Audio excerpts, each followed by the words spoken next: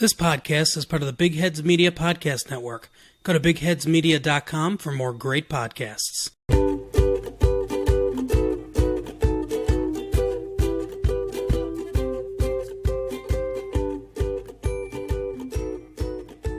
Hey guys, welcome to the Faves of Our Lives. I'm Kelly, and your other host is Brittany. Hey everybody. I don't have a funny intro today because this shit is depressing. That's too bad.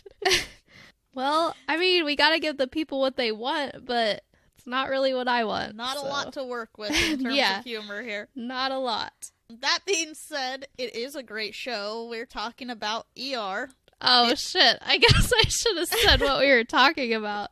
My bad. It's alright. You are excused. You're just mentally not prepared for this. No, I'm definitely not.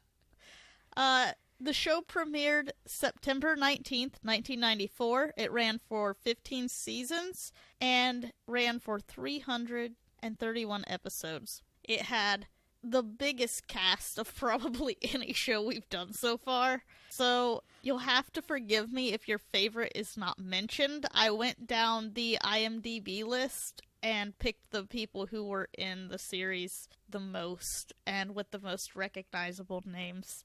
Also, you'll have to forgive me because not all of them are American names, and I am the whitest white person you will ever meet. So if they're pronounced incorrectly, just don't complain, please.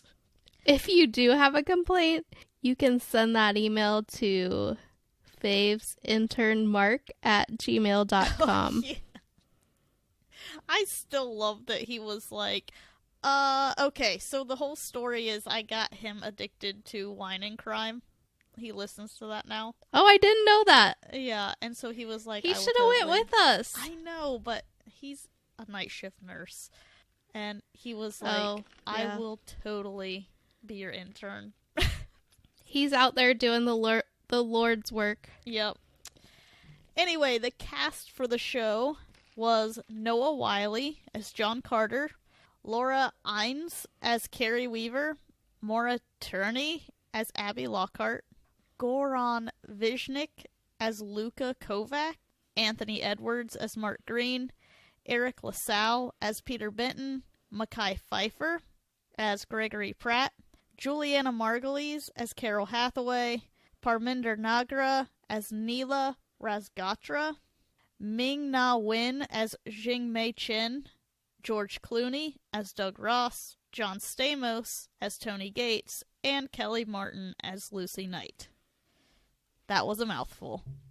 I also have notable appearances by Sarah Gilbert, Elizabeth Mitchell, Mariska Hargitay, William H. Macy, Sally Field, Lisa Vidal, Stanley Tucci, and Kirsten Dunst. So, all-star guest appearances. Yeah. And that was not all by any means. The general plot of the show is it is a medical drama that chronicles life and death in a Chicago hospital emergency room. Each episode tells the tale of another day in the ER, from the exciting to the mundane, and the joyous to the heart-wrenching. Heart-wrenching, let's emphasize that. Yeah, the only episodes you guys picked were heart-wrenching. Frenetic pacing, interwoven plot lines, and emotional roller coastering is used to attempt to accurately depict the stressful environment found there. This show even portrays the plight of medical students in their quest to become physicians. I will say, watching this show, I did compare it a lot to Grey's Anatomy because I feel like this... I know there were other medical dramas, but this show really ushered in that genre. Yeah, this was like the first, I'm assuming, because I watched it with my mom as a child, which I probably shouldn't have been watching it, but it was probably like one of those things where it's like, I don't want to go to bed, and she was like, okay, we'll just sit here and watch this and be quiet. I mean, not in a mean way, but like... Right. You know how kids are. They don't want to go to bed, and you want to watch your show because it's been a long day. Mm-hmm. I watched the show with my mom, too, and I remember liking it, but I never actually watched it because I couldn't handle the throwing up. Maybe I just had, I picked the wrong episodes to watch. I don't know. And it's like one of those things where I remember that I watched it with my mom, just like Days of Our Lives, but I don't. Okay, not on Days of Our Lives, I can vividly remember things, but on this show, I don't really remember any particular things that happened. Yeah, I'm kind of that way too. Days of Our Lives, that's a whole nother story with Marlena. Oh, and her being possessed by the devil. Yeah, I That still shit have nightmares scared about me. that. Which, you know what? I don't even know if I actually watched that. But my mom had a book about the Days of Our Lives. And it had photos in it. And I remember seeing that and being terrified. I was terrified. So the first episode that we're going to be talking about is called The Good Fight. It's from Season 5, Episode 8. And I was really excited about this title because Juliana Margulies played the main character in The Good Wife, and there's a spinoff from that show called The Good Fight, and I just felt like there was some kind of connection there. I don't know. So this episode opens up with a father and daughter being rushed into the ER. They were in a car accident. The dad has a laceration on his head. The daughter has internal bleeding of her spleen. And immediately you start seeing this headbutting between John Carter and Lucy Knight. Lucy is shadowing Carter, basically. She's a medical student, and she's been assigned to him. And he's basically telling her, I thought I told you to go suture up the dad's head. And she said, I was going to, but he wanted to be with his daughter. And I think that that's reasonable. Yeah. So she does eventually take the dad out to suture up his forehead because the daughter is in stable condition. They know her blood type. They're going to give her a transfusion. They don't even think that she's going to need surgery because a lot of times in children, the spleen will heal itself. So he goes. He's pretty calm about it. Lucy is going to suture up his head, and he says to her, listen, can you call her mom? Because I'm sure she would want to know what happened. So Lucy says, I can take you to a phone so you can call her. And he says, no, I really think that you need to call her.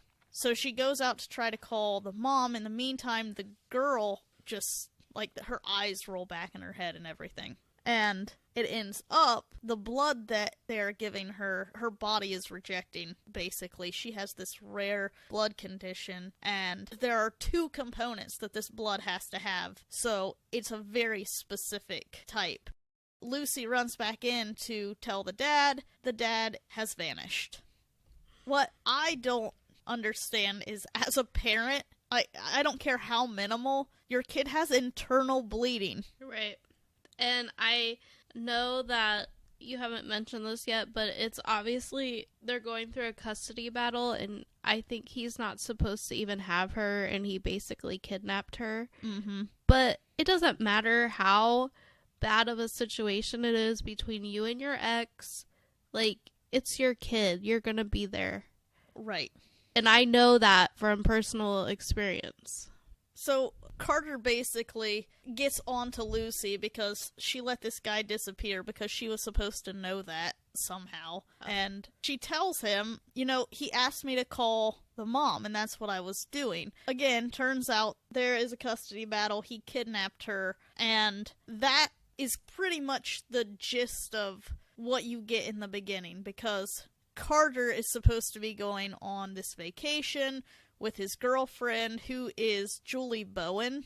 Yes, it took me forever to place her. I was like, who is that woman? She looks so familiar. And then I was like, oh my god, she's on Modern Family. Yep. I love her. I don't love her in this episode, but I love her on Modern Family.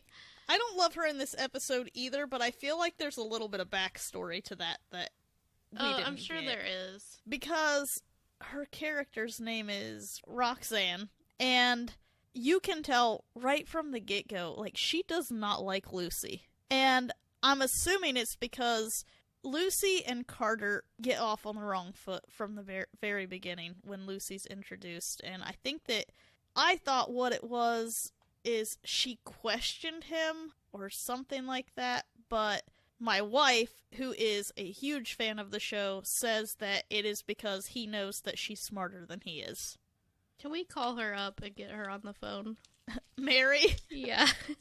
She won't do it. She won't.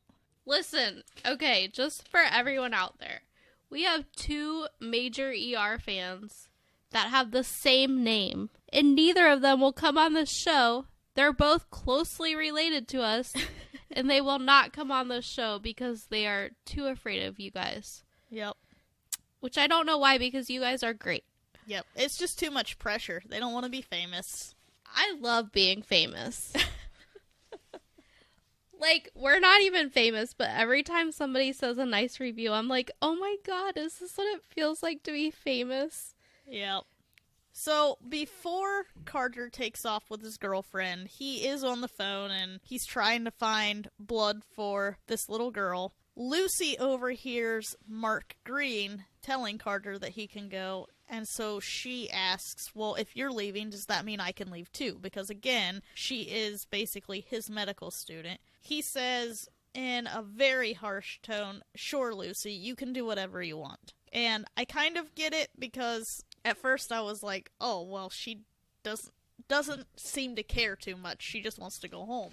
But it ends up, what she's wanting to do is go check the address that the father gave on the off chance that it was a legitimate address. Carter tells her it's a fake address. It's a waste of time. There's no point in even doing it. So she kind of turns around and confronts him and says, what's your problem with me? And he says, I don't have a problem with you. And she storms off in the opposite direction.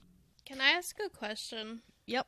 You probably don't know the answer to this because you're about as educated on ER as I am, but did they have, like, a history, or they just can't stand each other? No, they do not have a history. Because, to me, the way that they're treating each other is like people that used to date that aren't together anymore, and they're jealous of each other for moving on. Well, from what I gathered, and this might be in one of the random facts later on, was that they weren't, they didn't have any type of history, but the 2 actors had such incredible chemistry that they were going to put them together. So you kind of see this progress in their relationship. It's like the sexual tension or whatever. But Noah Wyle insisted that they not get together because he thought that that was a line that John Carter wouldn't cross, is sleeping with a subordinate, and so it never happened. Well, I'll tell you who didn't have a problem with that line. Everyone on Grey's Anatomy. Every single person. Oh, you know what I was thinking? I forgot to say this. I thought that Lucy looked like a baby Arizona. Yeah, a little bit. I was like, who's this little Arizona girl? Yeah, she's pretty adorable. Anybody who doesn't know, that's a character on Grey's Anatomy. Yep. So, you won't hear a lot about him, but Doug Ross shows up to kind of help with this little girl. This was the show that launched George Clooney's career. But the episodes that you guys picked had very minimal George Clooney and absolutely no George Clooney. But that's okay. They were good episodes. They were good episodes. They made you sad. Like, cinematically speaking, I guess they were good. I don't even know if that's the right term. I'm not an expert. But I hate having feelings. I know, but that means it's a good episode. Agree to disagree. Okay. So, basically, Doug Ross, Mark Green, and Peter Benton are all trying to help this little girl because, obviously, there's some issues. The mom shows up. It's a very emotional scene because they basically tell her that her dad is the only chance of getting the blood right away. Otherwise, they're going to have to look through this extensive bank to find this very rare blood type. And she kind of breaks down and she said, this is just like him. You know, he takes her from me, puts her in danger, and then runs away when she needs him most. And that kind of got to me a little bit. Dr. Weaver says that she knows somebody who, I don't know, the term is leaving my mind, but someone who basically works for the blood organization that she can talk to kind of fast track this whole blood situation. And Carter is by a boat with his girlfriend, and she's talking to him about some summer where she laid out on a beach somewhere with this cool girl, and they took their tops off and her boobs were purple. It was a very strange conversation, and it's apparent that Carter is not listening to any of it. Yeah, he's just saying, uh-huh, okay, Yep. uh-huh, which is basically how Chad reacts to every conversation I have with him. But Yeah, to be fair, I'm not really any better. My thing is, when I've watched this episode twice, because I like to kind of go through them a couple of times. The first time I watched it, I thought, what a dick. Like, he's not even listening to anything that she's saying. The second time I watched it, I thought, okay, but if he's going to be preoccupied about something, I mean, you can kind of understand why he's freaking out. Because, you know, he immediately was attached to this little girl. He didn't want her to die, and he felt like he had to do everything that he could to help her. Right. That would be really difficult. Yeah. I mean, how are you going to go on vacation and have fun having that just happened? Right.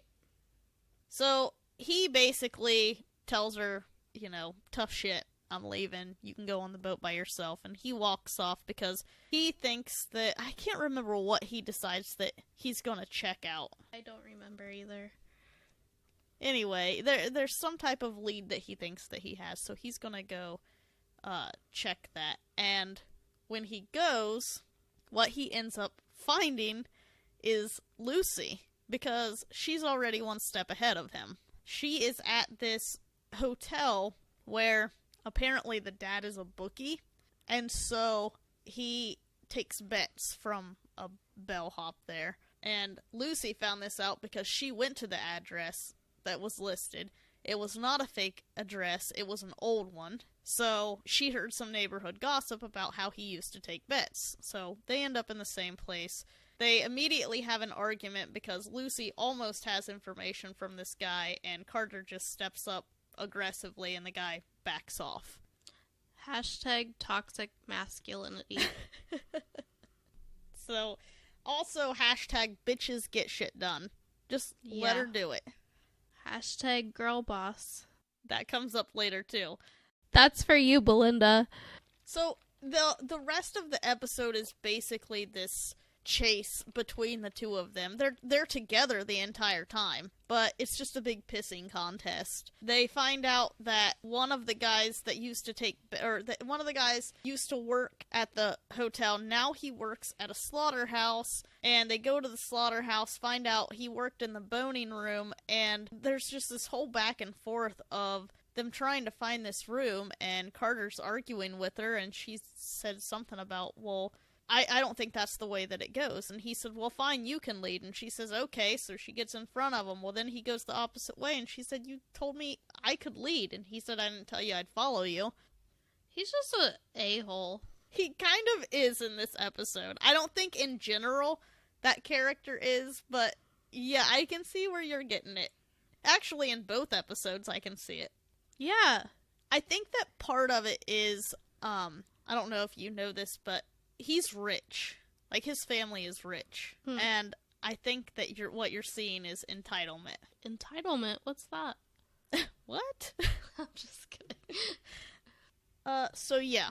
They end up going to this housing complex.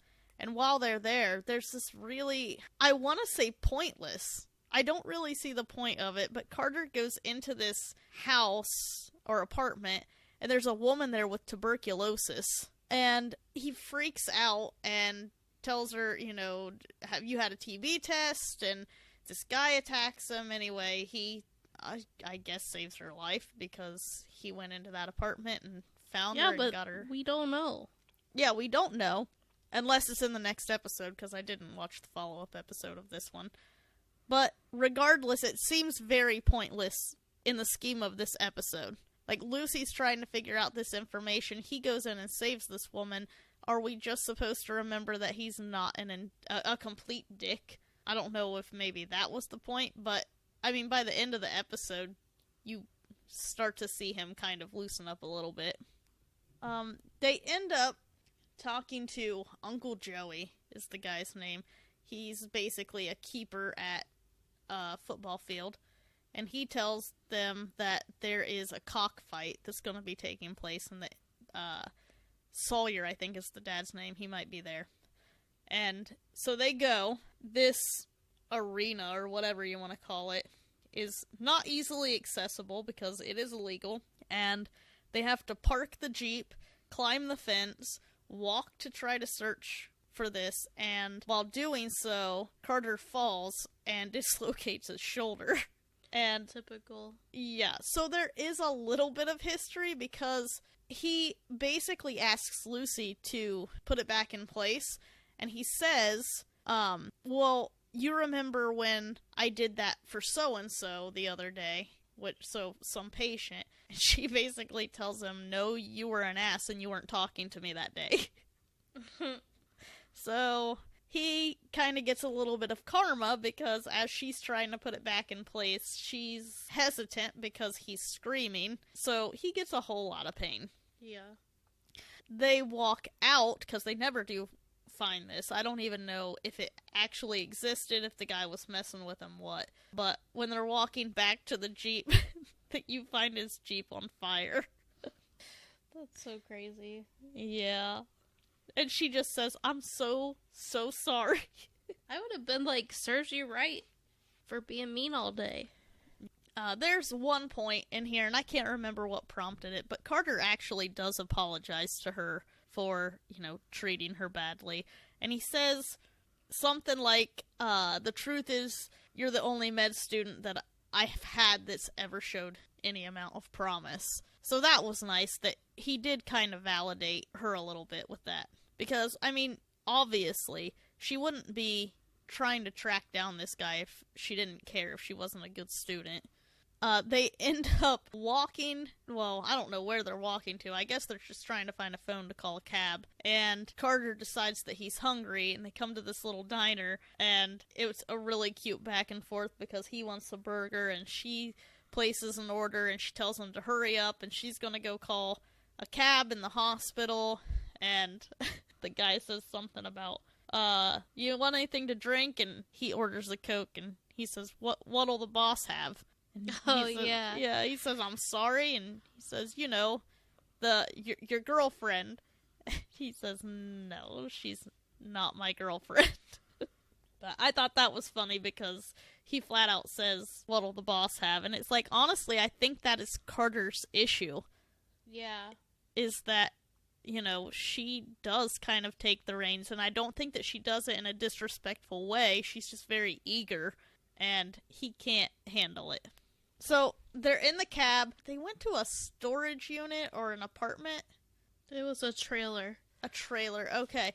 And that is where the dad was staying, and there was a message that he had called to leave his girlfriend, and you could hear music playing in the background, and he's talking about how his daughter's in the hospital. He wants the girlfriend to go over and check on her because he can't. And he says something about being across the street, but he doesn't. It's just kind of randomly thrown in there, so you don't really know what he's talking about. And as they're in the cab, they realize that when he said he's across the street, that he's actually across the street from the hospital in this restaurant called Magoo's, because they recognize the music in the background. So they go there, and they find him, and they take him back to the hospital to draw his blood so that he can give his daughter a blood transfusion. And they do that, but while all of this is going on, Benton has had to basically do a bloodless surgery, which I did not know was even possible. Yeah, I don't know what that is. That's not real. Well, I don't know. I don't know either. I'm not a doctor. But if it is real, it obviously is risky. And Yeah. especially someone who is having internal bleeding. Like, she's already lost blood. Because they also had found a donor, and they brought the blood in, but when the blood arrived, there was a puncture in the bag. Does that really happen, or are they just some off-the-wall idea the writers had? I have no idea, but basically, if it could go wrong, it went wrong. Yeah. So, the only thing that really didn't go wrong was Benton did successfully finish the surgery because he's a badass. And they get the blood to give to her because, she's lost blood, she's had this surgery. But when they're, talking about it, I think it's the mom says, but his blood will make her better, right? And I can't remember if it was Benton or Green who basically said there's a lot of damage that's been done. Because, she's had seizures, multiple seizures at this point. She had kidney failure. Her organs were starting to shut down. And so, it's really sad because he was across the street the whole time. And if he would have just stayed there with his daughter... But in his eyes, he thought he was doing what was right. I know. Well, not really. Actually, no. I changed my mind. He was being a chicken shit because he was in trouble with the law. Yeah. But, I can sympathize with, okay, you are used to being with your daughter every day. And it's hard. But, that's a decision that you've made and you have to live with it. It's not your daughter's fault. It's not your ex-wife's fault. Well, maybe it is, but, it was a mutual decision that you guys came to, and you have to live with that. So, the episode ends with Carter and Lucy up on the roof, and it's a nice little moment because you see these two characters who have been bickering the entire episode. They now kind of have this connection, and Carter tells her, "Some patients get to you more than others. I know. But when you do everything that you can, sometimes even more than you thought you could, you got to walk away knowing you fought the good fight. You fought the good fight, Lucy. And tomorrow you'll fight another one." And I thought that was very powerful because I cannot imagine being a doctor or a nurse. Yeah, no, I was in nursing school, and I don't know. I don't really want to say what really happened. One, I hated it. B, I didn't get high enough grades, which was not slacking or anything on my part. It's just extremely, extremely, extremely difficult. I was a straight A student all my life and could not pass these tests. Yeah, it is rough. That's what Mark really does for a living. He's not actually an intern. He lives far away, and he couldn't actually be a huge part of the podcast, so this is his way of still being a part of it and interacting with you guys and having fun. But yeah, he's a nurse, and I always tell him, I don't know how he does it. Yeah, I don't know either. Good job. Yep. All you nurses and doctors out there, we do appreciate you. Yes, so much. Especially the ones in the OB unit. Mm-hmm. After you have your baby and they have to take care of you and they have to change your pad and freaking... I threw up on one of them, and I didn't really throw up on her, but she had to change me because I had a C-section, so I couldn't move. Right. And I threw up because I didn't know I was gonna get sick, and then it just happened. And so she had to change my outfit. Oh. See, I don't know why there's the whole argument of C-section not being actual childbirth. Yeah. Because I had a natural childbirth, and I can tell you right now, C-section sounds scary as hell. You guys are warriors. It was scary, but, I mean, I think it's, equal. They both suck. Yeah, But the reward is great, so... Yeah, I think anytime you have grown and had a human body pulled from your body in one way or another, you are a badass. Right, because even if you don't, go through actual labor, you still grew that child for 9 months and made sacrifices to grow that child while your partner's just out there doing whatever the fuck they want. Right? I mean, not partying, but eating cold lunch meat sandwiches. Yes, thank you. I sacrificed. Freaking drinking cold beers. I mean, Mary wasn't doing that, but... No, she doesn't drink.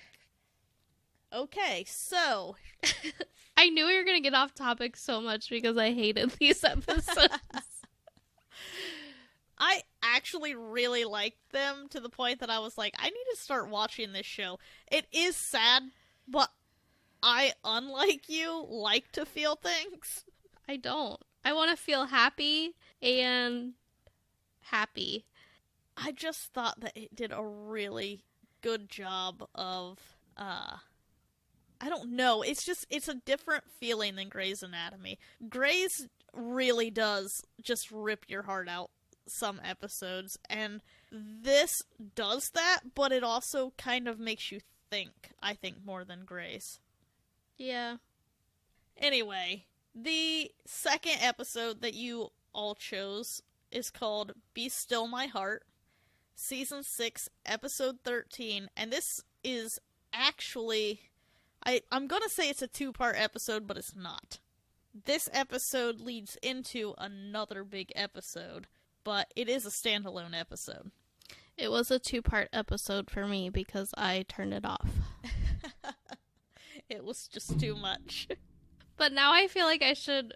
Okay, full disclosure, I turned this episode off halfway through, cried myself to sleep, and meant to finish it before we actually recorded, but I didn't ever have time to, so Brittany filled me in on it today. Yes, she does know what happens. But it sounds like the second half was a lot better than the first half. I mean, It was still sad, but it was... Well, we'll just let you decide. Yeah. So, it's Valentine's Day, and the episode opens with Mark Green. He is getting ready for work. His dad is there. His dad is adorable. Yeah. They are listening to musicals on a record player. Oh, Sorry with the Fringe on Top. That is on When Harry Met Sally. Oh, yeah.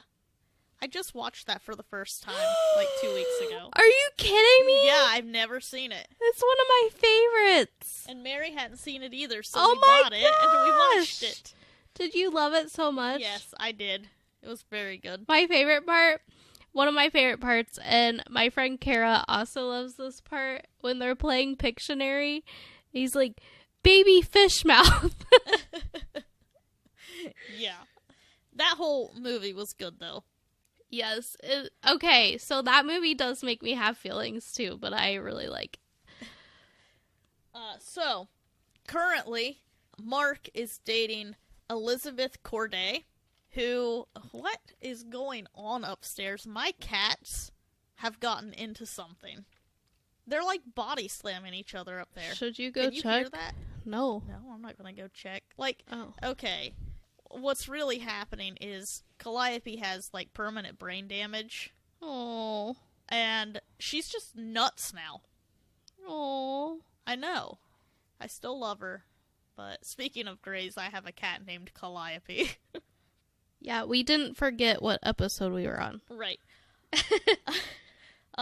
Anyway, Mark is dating Elizabeth Corday. I ended up really liking her from this episode. Again, we didn't watch a ton of episodes. I watched a few more than Kelly did, but I'm told that Corday is a fan favorite. A lot of people really liked her. And I think that she ends up leaving, and then later on in another season, like, she doesn't come back. Someone visits her hospital. So that was kind of cool that they kept her. Oh, yeah, I do involved. like her. It took me a minute to remember who she was. Oh. Yeah, and her mom also has come to visit, and I don't know why. I like her mom.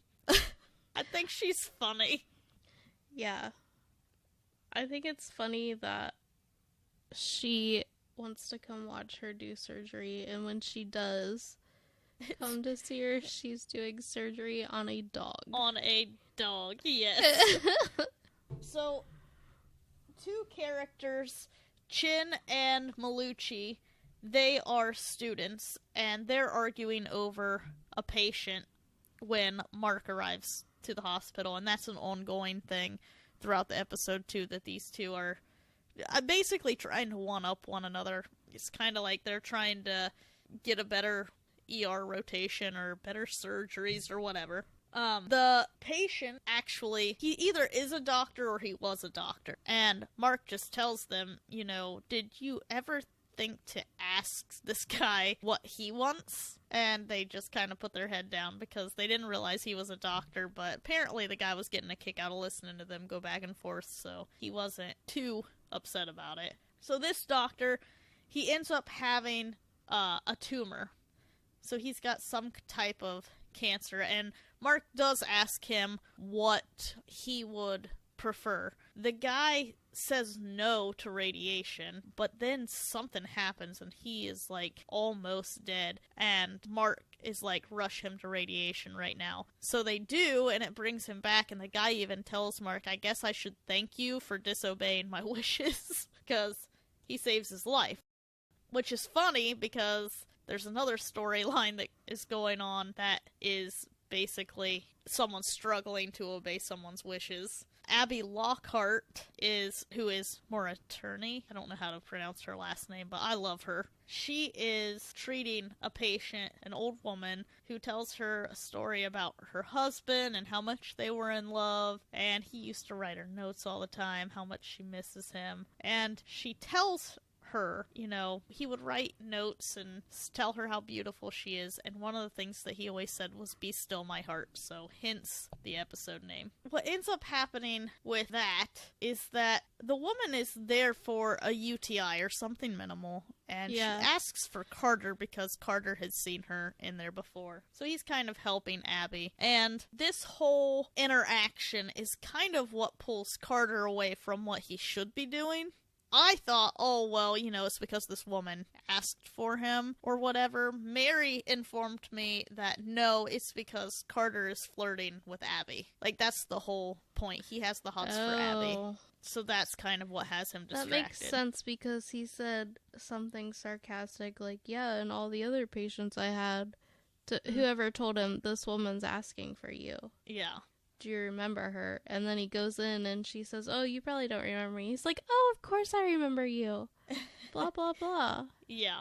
Abby's having a hard time because the woman came in for a UTI and she just goes downhill really quickly because she's like 80-something years old and she wants to do all of this stuff to help her, but the woman has a DNR. So there are specific limitations that, Abby has to work within because she can do certain things, but she can't perform, I guess, what is quote-unquote life-saving procedures. So she does a few things, and what ends up happening is the only way for her to save this woman is to break the DNR, and she won't do it. So she sits there, and she will not let this woman die alone, and the woman dies, and she just turns the monitor off and says, be still my heart. And I thought, that's really sweet. Like, that's a good doctor. And I don't know if she's a doctor at this point. She might still be a nurse, but still. So, yes, the storyline that you enjoyed. Elizabeth Corday is pulled into surgery. Yes, you enjoyed. Oh, the dog. Yeah. Okay, yeah. I did enjoy that one. She is pulled into surgery with Robert Romano, who apparently a lot of people don't like. She finds out that she is operating on his dog because he will not trust the vet to do the surgery. So that's funny. Like, this is kind of the lighthearted part of the episode. This is the only shred of hope in the entire episode. Yeah. Probably the entire series. I don't think that's true. I don't know. So she's joking with him. She asks if the dog has insurance and all of that. But they do end up doing the surgery successfully. But her mom had to watch this surgery when she thought she was going to be seeing something, I don't know, at least on a human. And while this is like this whole conversation between Romano and Corday and her mother, there's a car crash that takes place, and so she's immediately called to that, and you see her, she jumps on top of this gurney and she's doing chest compressions, and you can just see the look on her mom's face. I don't think that she really mentally understood what being an ER surgeon was, so that kind of... Yeah, that is insane to me. I know people do that every day, but could you imagine having to do that while moving down the hallway on a gurney. No. That's I ridiculous. couldn't imagine having the upper body strength to do chest compressions for as long as they do. Right. Well, I think in real life they, like, rotate out. But this was the sad part that ends up making Kelly turn the episode off, because the car crash was a family. The mother and father are in really, really bad shape. The kids are safe, they're okay, but the parents don't make it. And so you have to see Kovac and Carol Hathaway. They have to come in and tell these kids that their parents have died. It's so sad, but I think that the bigger issue is, as a parent, like, this whole plot of this show made Mary and I discuss, like, godparents and what would happen to our son if anything happened to us. And it's just a scary thought. It is scary. That's the thing that, like, it's not even the fact... Okay, it is mostly the fact that the parents died, but before the kids found out that their parents were dead, they just kept asking about their parents. Like, where's my mom? Where's my dad? Are they gonna be okay? And, like, it's just so sad. It is very sad. And the little girl goes looking for her mom, and, she sees some scary stuff. Yeah. And, oh god, I cannot remember her character's name. I believe the actress who plays her is Michael Michelle, but an amazing actress and a beautiful woman, I'll just say that. Sorry, I'm literally no help. No, you're fine. She just, like, scoops her up and keeps her from seeing anything. Yeah. And then, I don't know how far you got, but the little boy says that he wants to see his parents. Yeah, I made it to that part, and then after that I turned it off and cried myself to sleep. He looks at his dad, and you can tell, like, he is pretty heartbroken, but when he gets to his mom, he just falls on top of her and bawls, and it is way too much. Thank you very much, everybody. Except not thank you. No thank you. No, thank you. No, thank you. It would be funny if there was a version of the Moana song that instead of you're welcome, it was no thank you. Yes. We'll have to figure that out. I'm gonna make that happen. So there's a lot going on in this. Oh, I forgot to mention that Corday and Green, they actually do get to step away from the ER for a while, and they go to a restaurant with their parents, and it's adorable because the parents are just arguing over, like, whose kid is the bigger badass in the ER. So I thought that was pretty funny. That is funny. The main story of the show, or of this episode, is the story of Paul Sabricki. So Paul Sabricki is played by David Krumholtz. Did you recognize him? No. I feel like I should, but no. He was one of the elves in the Santa Claus, like the oldest one. But I don't know about that. You know I don't like Christmas. I know, but you were a kid once. Yeah, I was. I'm sure I've seen it, but I don't remember. He was also in the show Numbers. Haven't watched that. My mom watches that. Well, anyway, famous She probably would have actor. known him if she would have come on here. Probably. He comes in, he is experiencing a bad headache. So Lucy is assigned to the case. The important thing with this is Lucy is Carter's med student. So really, Carter should be assisting as well, or at least giving her a little bit of his attention. She tries to enlist his help, but he's too busy with Abby and the old woman. He really only steps in to help her after Mark tells him that he has to, because Mark is in charge of Carter. So he comes in, and the guy's just talking out of his head. You can tell that something is seriously wrong. He's throwing up everywhere, which, again, ew, the puke is too much. And they end up doing a spinal tap on him because, he's got the severe headache and he's throwing up, so they want to basically check him for meningitis or anything that could be going on there. She does end up completing the procedure, but the entire time he is thrashing around. Carter has to hold him down, and he's talking about her putting something into his body. So obviously there's a little bit of paranoia going on. But also, I'm pretty sure that hurts pretty bad. Oh yeah, for sure. But she gets it done. It was negative, so they decide that they're going to do an MRI. And he just keeps insisting that he needs to go back to the restaurant because he was studying there before he came in, and all of his books and everything are there. And she basically tells him, no, you have to stay. She knows that he's acting really weird, so she's talking to Carter about a psych consult. She wants Psych to come down, and Psych is not listening to her, so she's trying to get Carter to help bring them down. And again, surprise, surprise, Carter isn't listening to her. So this friend shows up to check on him, and Sabricki again loses it. He doesn't want him there. I can't even remember what he says that the guy is doing, but it's off the wall. So the guy just leaves. So basically the rest of the interaction between Lucy and Sabricki is her just talking to him, staying with him, waiting for Psych to come down because they're just not. Which is probably the exactly right thing you're supposed to do. Right, yeah. So she's walking with him. They're getting ready to have a Valentine's Day party, which is why Mark and Elizabeth are on their date, and they have decorations up everywhere. And when they're walking through the break room, you see a blue heart-shaped cake, which the nurses are joking about why it's blue. It should be red. And they have a big butcher knife laying there, because that's the only knife that they could find.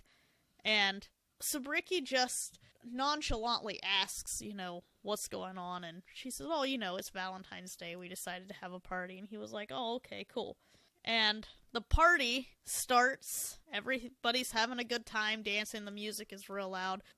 Carter has been consoling Abby because she lost a patient, and, just kind of going through it with her. He comes back down, he asks where Lucy is. I can't remember what prompts it. He's not just asking because he's concerned. Something happens and he thinks that she hasn't done something, so he asks where she is, and they say, well, she's been with Sabricki behind curtain 3. So Carter goes in. When he walks through the door, the lights are off. He kind of looks around, and as he looks around, the door closes behind him, and you see Sabricki standing in a medical gown with a knife, and he just walks up so quietly and so, non-aggressively. It is the scariest thing, and he just stabs him right in the spine. You see Carter struggle for a little bit, and he falls to the floor, and when he hits the floor, he looks under the bed, and there is Lucy, bleeding out. And that's the end of the episode. I'm kind of glad that I didn't watch the end.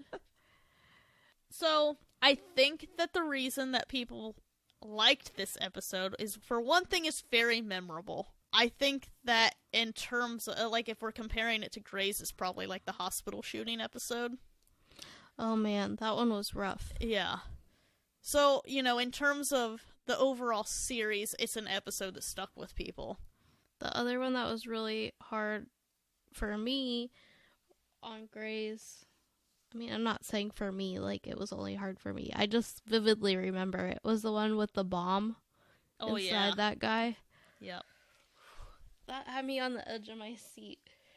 So, the reason that this also stuck with people, besides the fact that in terms of television in the 90s, it was scary as hell, was the fact that Lucy Knight does not survive. The whole next episode is everybody working to save her and Carter, and they successfully save Carter. You think that they saved Lucy, but she develops pulmonary embolism, and they can't save her, and so she dies. So she's not okay? She's not okay, Kelly. I'm really sorry. I'm sorry. I'm trying to make any humor out of this.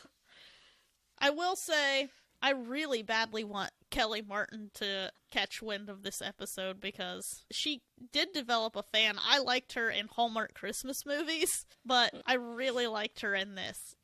You think she's friends with Aunt Becky? I don't know that if they were in anything together. I'll have to look. But Yes, I think that she did an amazing job with this role. I can see why she was someone's favorite on the show. I do feel kind of bad because a lot of people did quote-unquote ship her and Carter, and I'm a little frustrated because I think one of the reasons that they wrote her out of the show was because Noah Wyle didn't want his character to have a relationship with her, and they moved on to Abby Lockhart, and that's why they got rid of her, and I don't really like that. I feel like they could have utilized her in some way. Yeah. Anyway, apparently John Carter goes through a hard time because of this, because he blames himself, and I can't remember if he, has some type of addiction, or if he goes through a lot mentally because he blames himself for Lucy's death. That's sad, but also, it's not his fault, but he could have been a little more helpful. Right, yeah. I get what you're saying. I'm not victim blaming or right, whatever. He just, every time she came to him, he just blew her off. I know. Well, and I know that it's different because they're doctors and everything, but we've all been there. We've all been enamored with someone and been distracted and, put things on the back burner that maybe necessarily shouldn't have been put there. Yeah. So, I get it, but from the outside looking in, shame on you, John Carter. But also, shame on Psych, too. Yeah. I'm sure they were just overworked, but... And I think that's how they end up finding them, was because Psych comes down and they're asking, they finally come down and they want to know where Sabrecki and Lucy Knight are. Carrie Weaver comes in and she's pissed off because the music is so loud and everybody's having a party, and it's really edge of your seat because she walks multiple times in front of curtain 3, which is where all of this, that's where the carnage is.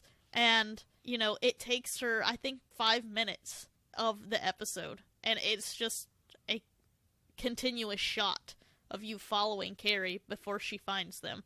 And it's so well done. That's one of the things that I do really like about this show, is their use of camera work. The way that they use that one shot down the hallway, and they'll bounce from doctor to doctor, patient to patient, and you kind of get that, the anxiety of it.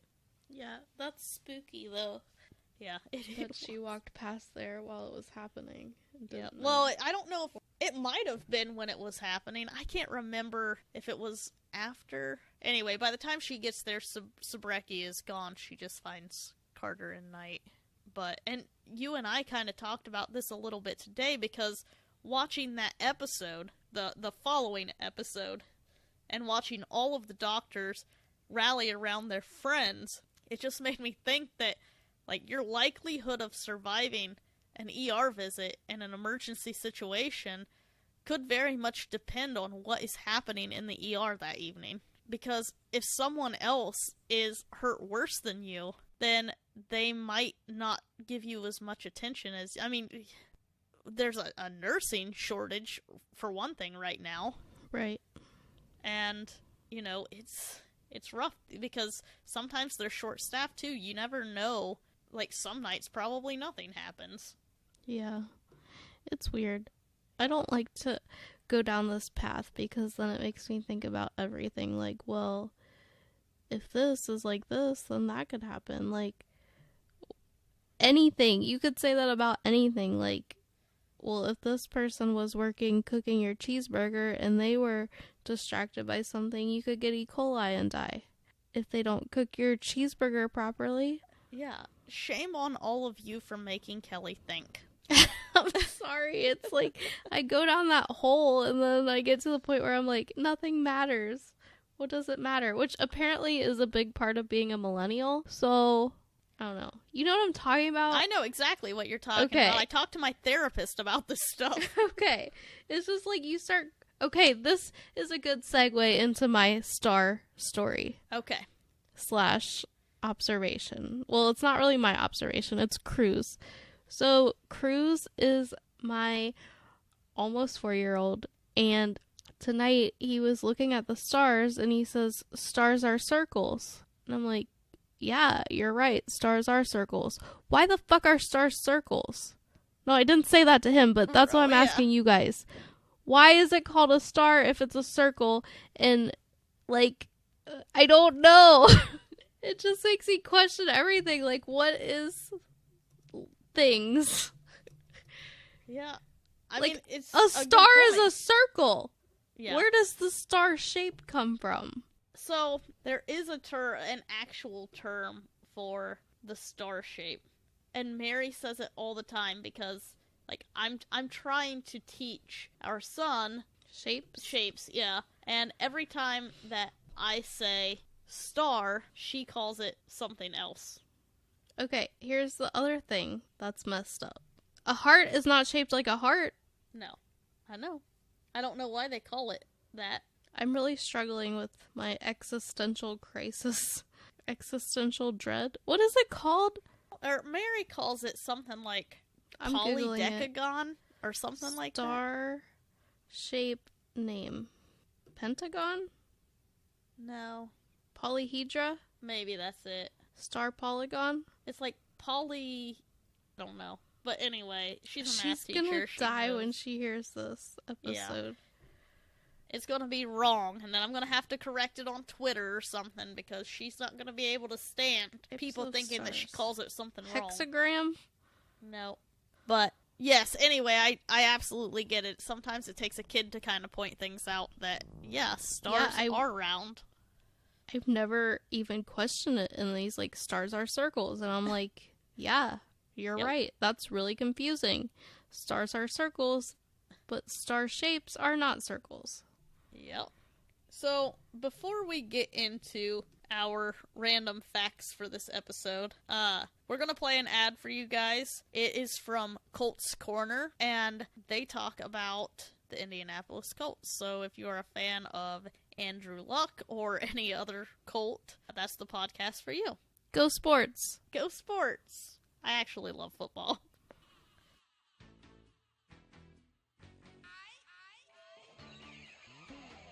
Are you a tackle football fan? Kick off your day with an episode of Colts Corner. A group of passionate Colts fans discuss the latest news around Indianapolis Colts football. You don't want to miss us.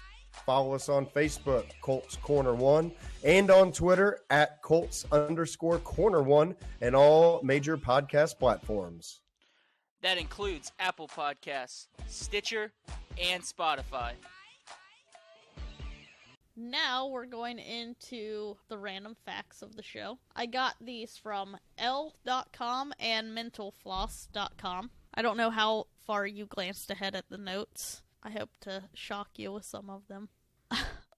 So it began as a Michael Crichton movie script. I think that's how you pronounce his name. He wrote the Andromeda Strain. And Jurassic Park. Oh, yeah. Yeah. It was about 180 pages long and featured more than 100 characters. Crichton was a medical student at Harvard Medical School in the 1960s, and John Carter was the stand-in for Crichton. Like, that was supposed to be him.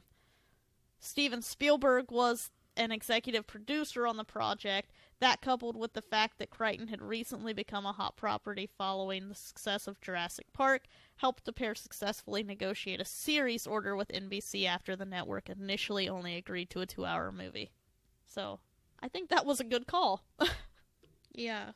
George Clooney begged for an audition. He basically read the script. He really liked the plot. He apparently had been on a short-lived 1984 CBS sitcom titled E/R. I did not know that. But there's a quote saying, "Our second day in the office, George showed up and wouldn't leave until I'd let him audition. George got his hands on the material and was like a dog with a bone." Yeah. That was one of two things that my mom commented, was that the show made George Clooney a star. Yep. I think this was also something your mom brought up, that Carol Hathaway was supposed to die. Yep. That was the other thing that she said. So those are the two things. Hi, Mom. Juliana Margulies' character was not supposed to survive her suicide attempt in the pilot, but audiences liked Margulies and her chemistry with Clooney, so the producers opted to keep her alive and employed. I also watched a short interview with her today, and she basically said that she thought that the reason that they were going to let her go was because they didn't think she could speak. Because during her audition, she was so nervous that she barely said anything. That's funny. So I thought that was cute.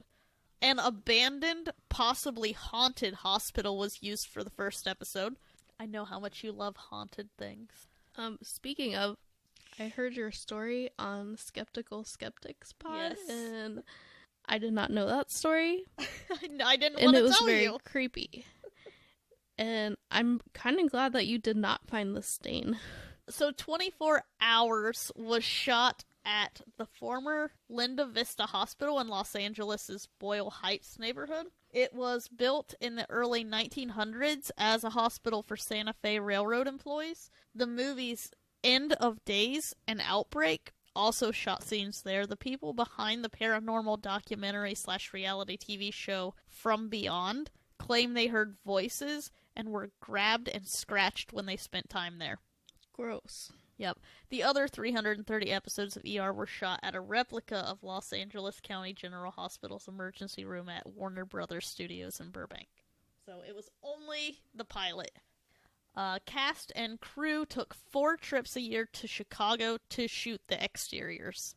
So because they shot in Burbank, they needed Chicago shots because that's where the show was based. It was important that the production did some shooting in the Windy City. Sometimes scenes would be shot without the script being finished, so the actors only had a vague sense of what their characters were experiencing.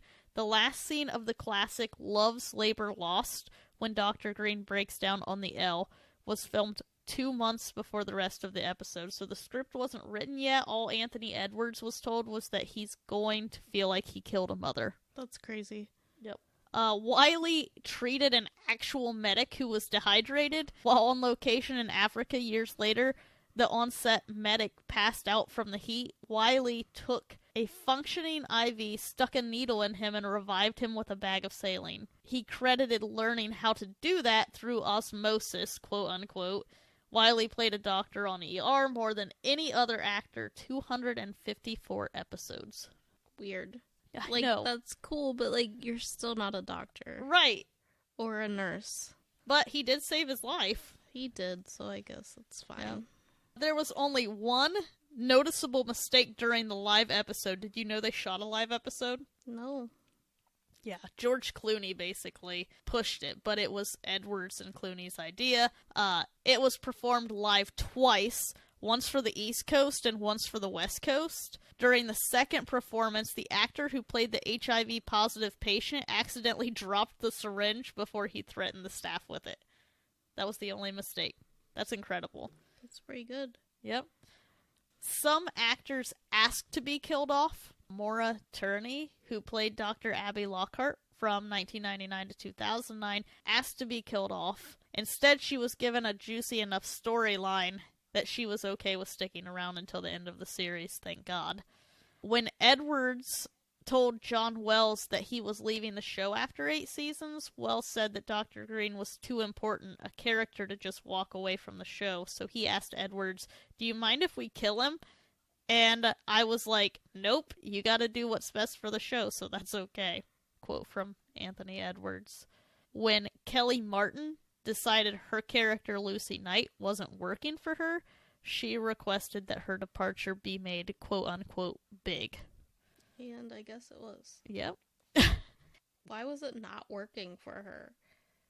I don't know, other than, because, and like I said, I think that it's because since she wasn't a love interest for Carter, she didn't feel like she was getting the storylines that she liked or something. David Krumholtz was feared after his guest spot. That's funny. So the day after Be Still My Heart aired, on February 10th, 2000, Krumholtz, whose character Paul fatally stabbed Lucy, went out in Burbank and went shopping in a mall, the actor recalled to the Los Angeles Times. "I got recognized at least 5 or 6 times from that episode, and people were actually frightened. I couldn't have been more unassuming to those people that probably were surprised to see that I was short and sweet and smiley." Nearly a decade later, when he was starring on Numbers, he was still regularly asked about that episode of ER. That's basically a description of me. That's true. Short and sweet and smiley. Most of the time, except for when I have bitch face. Yeah. The show saved lives. A 28-year-old woman in Texas discovered she had a brain tumor because her tongue went out to the side, just like Dr. Green's tongue when he had his brain tumor on the show. Ooh. The woman's tumor was caught early and she survived. A USC study found that subjects were 65% more likely to change their eating habits if they watched the episode about obesity. And a 2002 study by the Kaiser Family Foundation discovered viewers increased their knowledge of HPV and contraception after viewing episodes of the show. Well, that's great. Yeah. Speaking of healthy eating habits, you noticed you didn't hear any beer opening cracks in this episode because I'm drinking vodka soda. That's good. The show was the most Emmy nominated in television history. It earned a total of 124 Emmy nominations across its 15-season run and won 22 of them, including the Outstanding Drama Series Award for Season 2 and a Best Supporting Actress Award for Margulies in Season 1. More performers on this show have received Emmy nominations across the lead, supporting, and guest actor categories than for any other series. George Clooney had a sneaky method for remembering his lines. So basically, if you watch, you'll notice that he almost always has a clipboard or he's looking down because he just wrote his lines on everything. That's not remembering. I know. That's just... I mean, I write everything down to remember it. Yeah. But you're an actor. You're supposed to be able to memorize. Well, and I think that, like, obviously he's a good actor because he's in however many movies, and he doesn't do that. I think it was the medical lingo that got him caught up. Like, he just couldn't, I can see you know. One time in college, I did a report, and we had to present it in front of the class, and my report was on oh my god, I can't say it. Methylhemoglobia. Mm-hmm. That's not how it's pronounced. I can't say it right now because I'm trying too hard to think about it. It's blue baby syndrome, which is when you have nitrates in your blood and you can't absorb oxygen in your blood and you turn blue. It doesn't happen to just babies, but yeah. And I had to say that word so many times. And now you can't remember it. Methemoglobinemia. But I shouldn't have chose that because it's hard to say, but it was so interesting. I can't remember where I saw that. I watched an episode of something on that. Oh, it might have been on something. It was like a documentary thing. It wasn't like on one of these types. Yeah. It's very interesting. It is. And scary. So, despite the fact that the feature script for ER had sat on the shelf for so long by the time it made it to television in 1994, what ended up being filmed was almost word for word Crichton's original screenplay from 1974. One very significant change, though, was in casting because Crichton's script centered on 5 white male doctors, so Dr. Lewis became a woman and Dr. Benton became a black man. And thank God, because that man is eye candy. Mm-hmm. He is a good-looking guy. I mean, most of the guys on there are. I know. When I was reading, like, the cast list at the beginning, I wanted to say literally every person on this list I find attractive. They're just good-looking people. Yeah. Like, John Stamos, you didn't even remember he was in this. I didn't. Just like on Saved by the Bell. They were all attractive. So our friends at How I Met Your Friends podcast might like this next one, because ER and Friends had several semi-crossovers. Both shows were part of NBC's wildly successful Thursday night lineup in the mid-90s, and the network took advantage by having Clooney and Wiley make an appearance as doctors in the first season of Friends, in the episode where Rachel switches identities with Monica to use her health insurance. Though it's not a real crossover, ER is set in Chicago, while Friends is in New York. It was a nice tidbit for fans of both shows. There are several other subtle Friends Easter eggs buried throughout the show. David Schwimmer plays a doctor in the season 3 premiere, though his face is never seen. And Dr. Green's daughter's name is Rachel Green, one letter away from the Friends character Rachel Green. Juliana Margulies was opposed to the idea of her character changing from a nurse to a doctor, which I love this. Producers were keen for Carol to make the change from nurse to doctor, and the character is shown seriously considering the possibility in season 3, even taking the med school entrance exam, but Margulies objected on the grounds that Carol had always been so proud of being a nurse that the change fell out of character for her. Several seasons later, Abby Lockhart did become a doctor after being a nurse. Dr. Weaver's limp ended up becoming a real problem for Laura Innes. Apparently, because of the way that she walked, it caused permanent damage for her. She said, "I got a bone density test and the bottom of my spine is starting to curve on one side from 10 years of raising my hip." That's, I believe that a lot because when my arthritis in my ankle was really bad, the way I walked to compensate for it, I feel really messed up other stuff. And it took a while, once the pain was gone, to stop walking like that.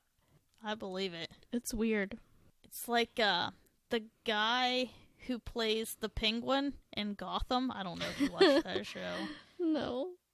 Chad used to watch it. He plays the Penguin, so he walks with a limp, and the way that he does that is he puts a bottle cap in his shoe. Oh, that's weird. You know who doesn't walk with a limp? Fitty. Yep. Yep. Oh. So there are a lot of parallels between the show's first season and its last, as you'd expect for a show that ran this long. All of the original cast departed at some point, but unusually, they all appeared in the final season. The entire original cast, Anthony Edwards, Noah Wyle, George Clooney, Eric LaSalle, Sherry Stringfield, and Juliana Margulies, appeared in season 15. Also, Dr. quote-unquote Green was both the first line and the last line ever spoken in the show. In the pilot, it addressed Dr. Mark Green, and in the finale, it said to his daughter Rachel. Oh, that's cute.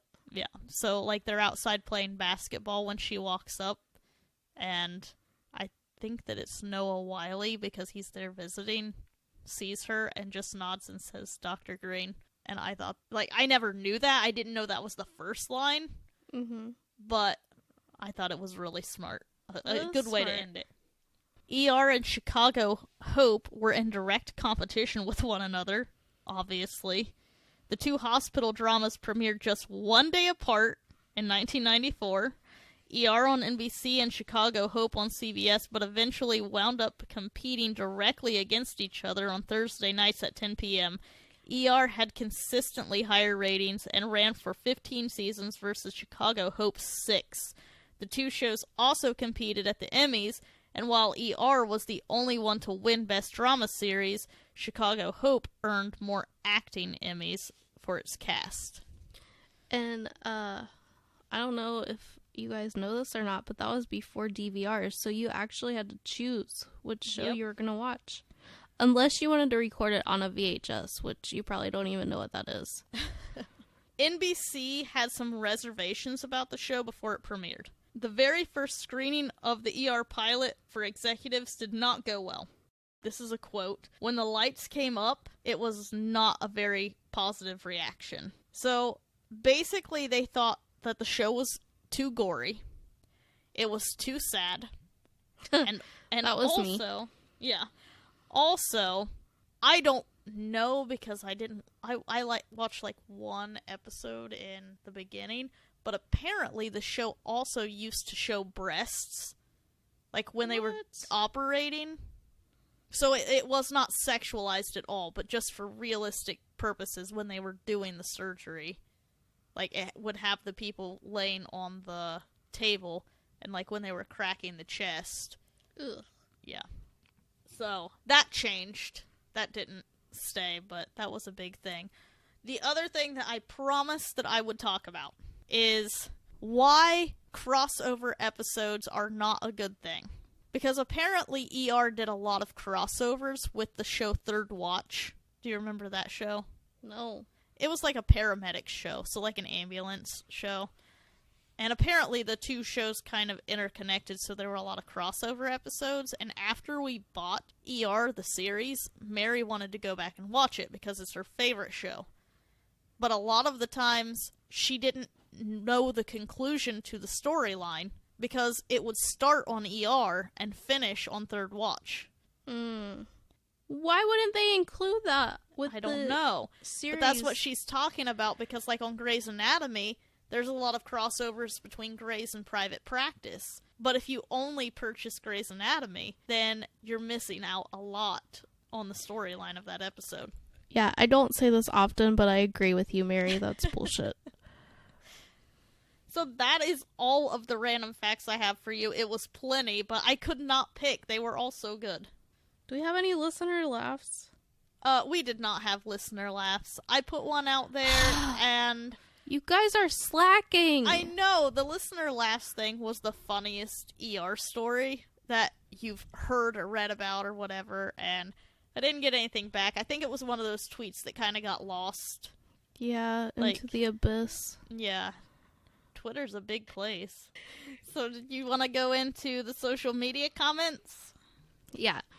What was the question? Was it favorite episode, favorite characters? Yeah, favorite it was just episodes? basically favorite episodes, characters, moments, all of that. I feel like I ask you this every time, and it's always the same question. But anyway, Joanna Austell says, "Oh man, I have a ton. I loved the series finale arc, and especially Carter and Benton's reunion at Benton's hospital. Benton and Carter were always my favorite. I felt like all their interactions were gold. Also, Pratt and Archie's friendship grew on me a lot."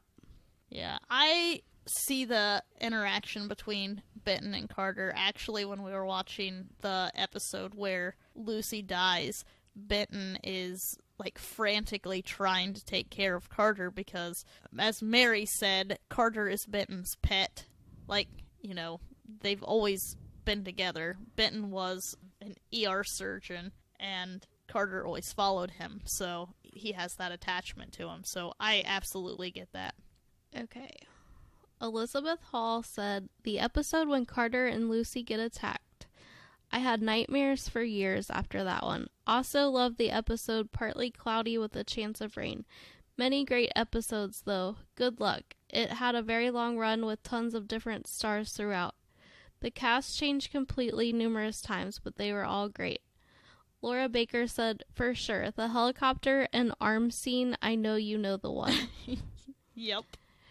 Shelley McLean says, "When the helicopter falls on asshole Dr. Romano, I know it's mean, but I really hated that guy."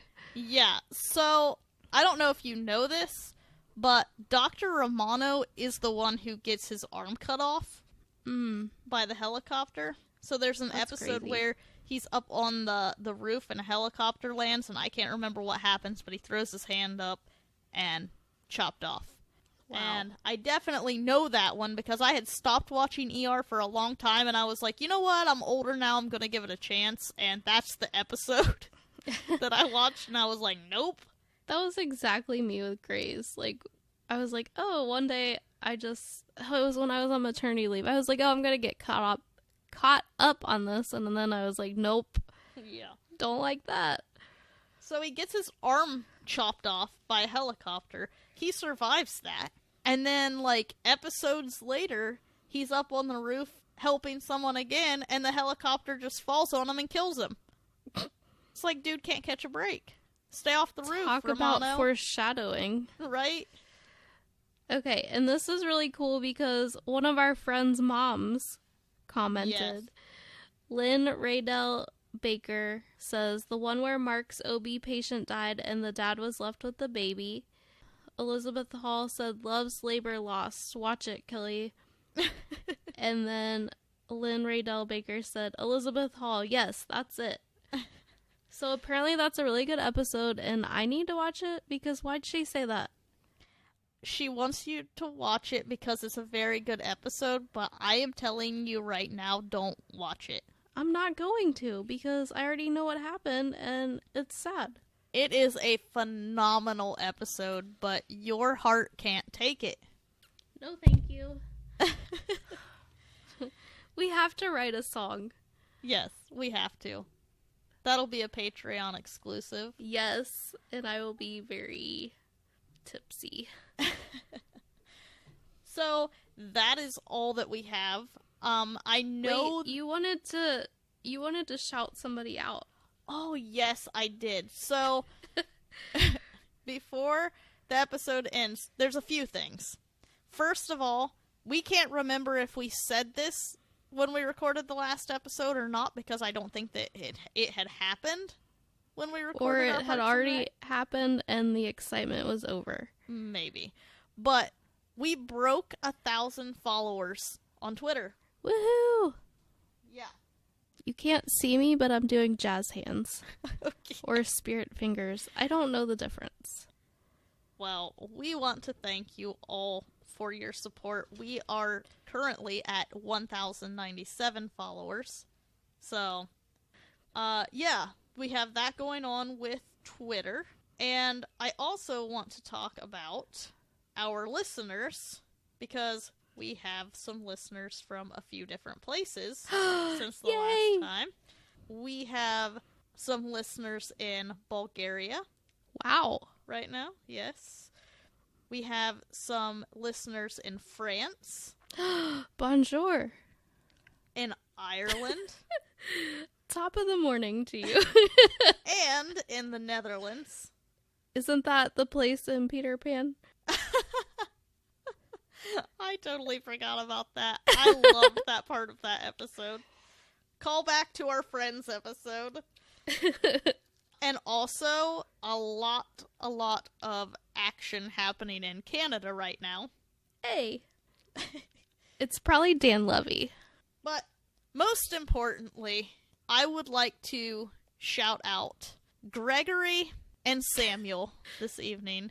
Gregory prepared for me a very delicious chicken Alfredo and pizza at Domino's, and Samuel was kind enough to bring it to me. I was starving before this episode, like I thought I was dying, and I stared at my phone like the pizza tracker or whatever, seriously, until it arrived.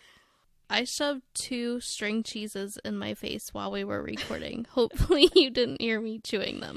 Because Chad says I'm an unreasonably loud chewer, but I don't chew with my mouth open, so I don't know what the problem is. Well, if you did, I'm leaving it in. I tried to stay away from the microphone while I was eating them. We're gonna make it authentic. Oh, can I just shout out to Lisa Frank because Yes. thank you for letting me live my best life. Yeah, Kelly went wild in the school supplies section at Walmart. I have, from a very small age, had a problem with school supplies. I just love them. I don't know why. Well, that's okay, because I'm gonna end up plugging something a little bit here, but my niece and nephews have decided that they are starting a YouTube channel. And I'm super excited. yeah, so they are doing a stop motion horror / comedy, and when I say horror, I mean it's based on like the horror genre that is set in the 80s. And I don't want to give too much of it away. I am helping them with sets, and they want me to help voice one of the characters. But I found an app that allows you to do stop motion, and you can use green screen or blue screen. So when I went to Walmart the other day, I bought like a shit ton of green and blue poster board. Oh my gosh. I'm so proud of you. Yeah, I think that it's gonna be pretty cool though. There's a little bit of a hint in the YouTube channel name. They named it Snail Daddy Media, and that seems very obscure right now, but I promise if you guys watch the episodes that they're gonna be posting, you'll get it. Well, I'm definitely excited for that. Yeah, they also, there's a Facebook page for that they're posting like the progress to that, and there's a Twitter page. That Twitter page is at Daddy Snail. Oh my god, I love it. I mean, they've made a website and everything. They're into it, and I think it's going to be really cool just listening to some of their ideas. They have, like, the characters written up. It's pretty funny. So, That's awesome. yeah, so there is... I can't really say what the next episode's going to be. It's going to be one of two. It's either going to be MASH, if that episode isn't out before this one, or Laverne and Shirley.